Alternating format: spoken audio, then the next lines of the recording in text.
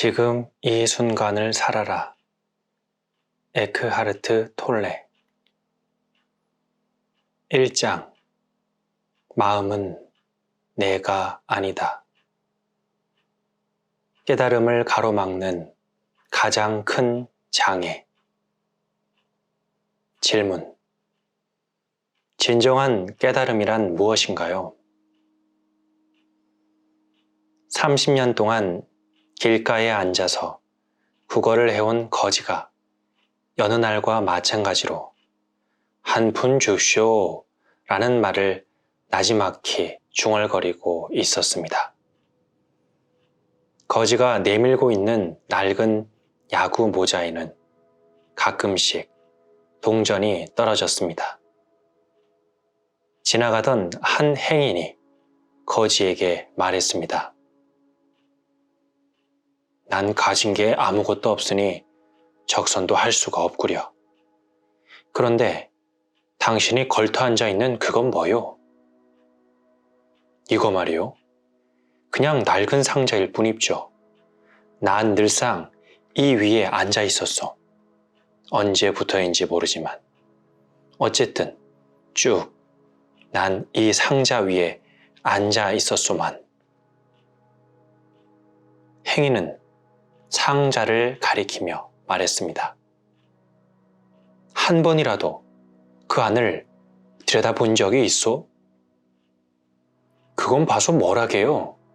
안에는 아무것도 없어요. 안을 한번 들여다보시구려. 행인은 다그쳤습니다.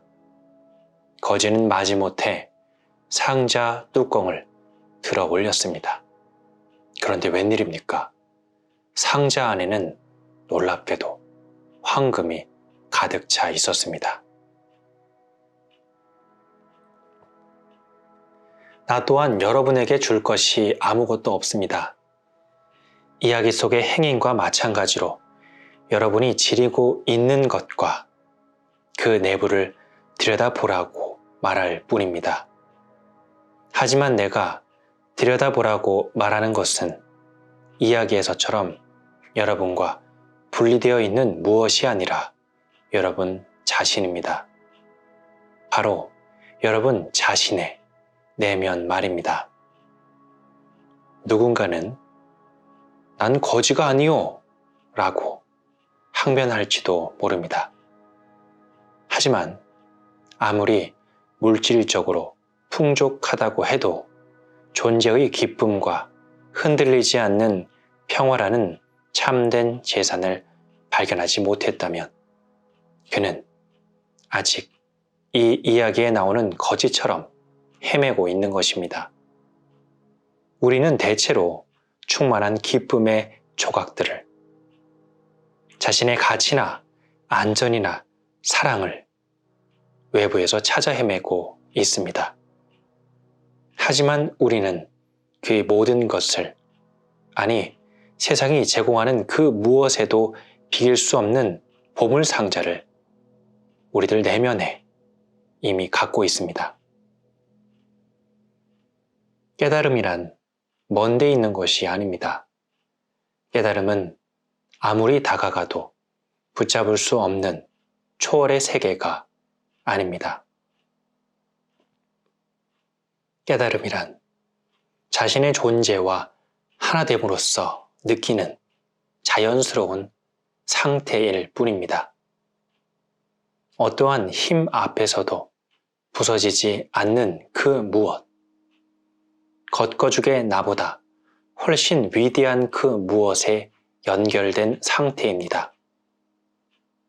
내 이름과 모습 뒤에 숨어있는 본래의 나를 발견하는 것입니다. 이러한 연결 상태를 느끼지 못했기 때문에 진정한 나 자신으로부터, 나를 둘러싼 세계로부터 단절된 듯한 착각에 빠지게 되는 것입니다. 자각하든 자각하지 못하든 스스로를 외로운 섬처럼 여기게 되는 것은 그 때문입니다. 그래서 두려움이 엄습하고 안팎으로 갈등이 생겨나는 것입니다. 붓다는 깨달음을 번뇌의 끝이라고 했습니다. 나는 그 정의를 좋아합니다. 거기에는 인간성을 뛰어넘어야만 깨달을 수 있다는 어떠한 암시도 없습니다. 그렇습니다. 물론 그것이 깨달음에 대한 완벽한 정의라고는 할 수 없습니다. 깨달음이란 단지 번뇌가 아니라는 이야기일 뿐이니까요. 그러나 더 이상 번뇌가 없다면 무엇이 남을까요? 붓다는 거기에 대해서 말이 없습니다. 그 침묵에 담긴 알맹이는 우리 스스로 찾아야 합니다. 깨달음이란 우리가 도달할 수 없는 초월적인 목표가 아닙니다. 그것을 우리에게 일러주기 위해 붓다는 그런 표현을 사용한 것입니다. 그렇게 친절을 베풀었음에도 대다수의 불자들은 깨달음을 붓다의 영역으로 치부해버리고 이번 생에서는 이룰 수 없는 일이라고 믿고 있습니다. 질문. 진정한 존재 상태란 어떤 것인가요? 태어나면 죽어야 하는 무수한 형태의 생명체 너머에는 영원한 오직 하나의 생명이 자리합니다. 그것은 저 너머에 있지만 모든 생명체 안에 깃들어 있습니다. 우리들 각자에게는 눈에 보이지 않고 영원히 부수어지지 않는 영원한 생명이 깃들어 있는 것입니다. 우리는 지금이라도 당장 가장 깊은 곳에 있는 우리 자신, 우리의 진정한 본질에 접근할 수 있습니다. 그러나 이를 생각으로 이해하려고 하면 안 됩니다. 이해하려고 하지 마십시오. 생각이 정지되었을 때만 그 본질을 알 수 있습니다. 지금 이 순간에 충만하고 강렬하게 집중하고 있을 때만이 진정한 존재 상태를 느낄 수 있습니다. 마음의 헤아림으로는 그것을 이해할 수 없습니다. 그러한 있음의 상태에 활짝 깨어 있으면서 그 느낌, 그 알매 머무는 것이 밝은 깨달음의 상태라고 할 수 있습니다. 질문. 진정한 존재 상태란 신의 상태가 아닌가요? 그런데 당신은 왜 신이라는 말을 사용하지 않나요?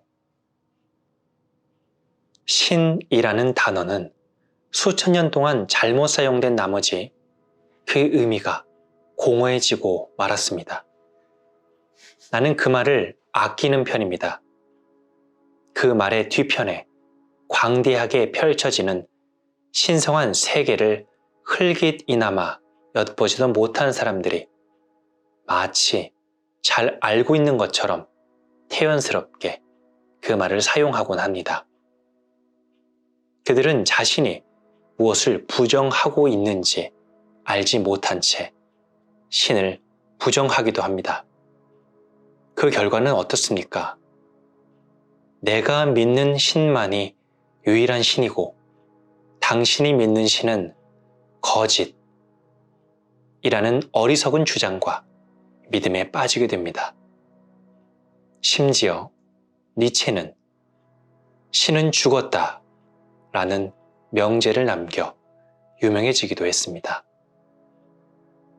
신이라는 말 자체가 닫힌 개념이 되어버렸습니다. 그 단어를 입 밖에 내는 순간 인간적인 어떤 이미지가 창조되고 맙니다. 지성으로는 단순히 흰 수염을 기른 노인이라고 생각하지 않을지라도 우리는 밖에 있는 누군가를 상상하게 되죠. 그리고 그럴 경우에는 대체로 남성적인 누군가를 상상하게 마련입니다. 신이라고 하든 존재라고 하든 혹은 다른 단어를 쓰든 그 말 뒤에 숨은 실제를 정의하거나 설명할 수는 없습니다. 유일하게 중요한 문제가 있다면 그 말이 품고 있는 바를 우리가 경험하는 것입니다. 때로는 말 자체가 본래의 뜻을 방해하는 경우가 적지 않기 때문입니다. 우리 자신도 의식하지 못하는 사이에 우리 바깥에 누군가를 내세워 우상으로 삼으려는 경향이 있는 것이 사실입니다. 나는 존재, being이라는 단어를 자주 사용하는 편입니다.